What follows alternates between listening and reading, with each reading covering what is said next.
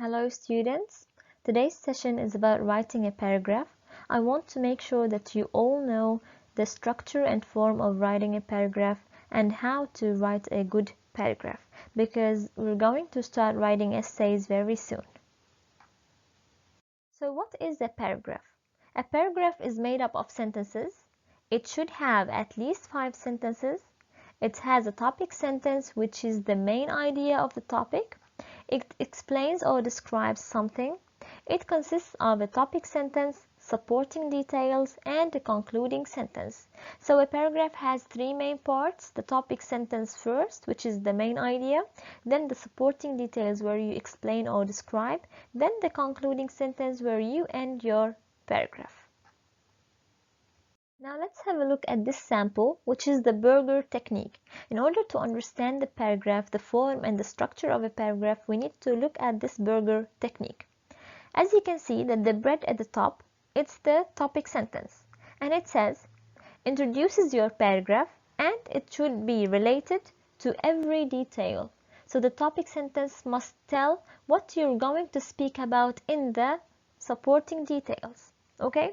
Now, what we have inside the burger, of course, the cheese, the meat, the salad, the tomato, and the lettuce.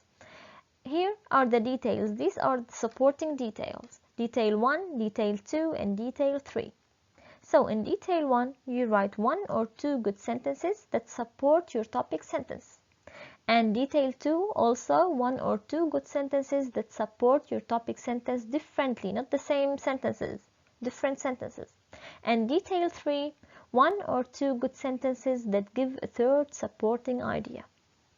And then at last, we have the closing sentence or the concluding sentence, which is, it restates the topic of the paragraph. It looks or sounds slightly different than the topic sentence. Restate means you repeat the main idea that you spoke about in the topic sentence, but in a different way.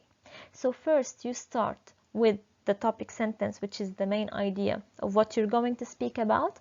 Then you put details about this topic, and then in the end you end it restating.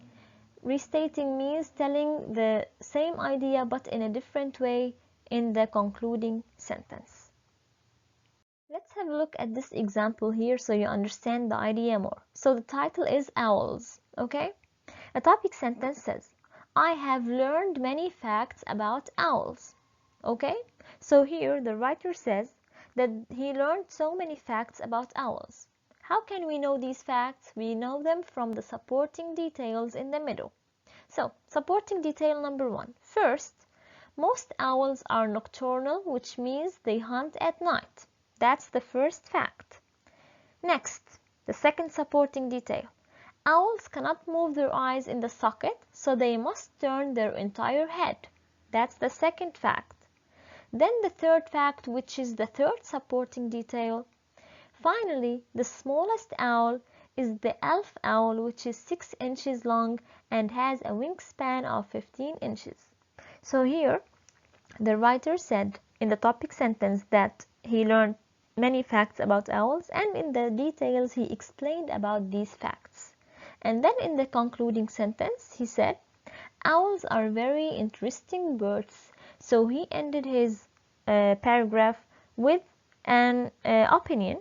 In his opinion, he thinks that owls are very interesting birds. Okay, so this is an example of the form and structure of a paragraph using the burger technique. Now, in order to write a linked paragraph, where you have to link sentences together in a very good way, you can use these transition words. And what do we mean by transition words? The words that link sentences and paragraphs together. So writers connect ideas and sentences with transition words. As you can see here in the picture, we are using the traffic lights, okay? So the green light where you begin, the yellow light where you start getting ready, and then the red light where you stop, which is the end. So in the green light, you can start your topic sentence using words like this. To begin, first of all, to start, initially, at first, first. And then in the supporting details, you can use Secondly, moreover, besides, also, furthermore, another, in addition, in fact. So here you are adding information by using these words. And in the end, in the concluding sentence, you can use in conclusion, finally, lastly, to sum it up. As well, you can use some evidence terms where you give examples, for example, for instance, such as, and contradiction terms or words where you show differences using however, but, although, neither, nonetheless, and nevertheless. So these transition words, you use them to link sentences together in a certain paragraph. Here the green one for the topic sentence, the yellow one for the supporting details, and the red one for the concluding sentence.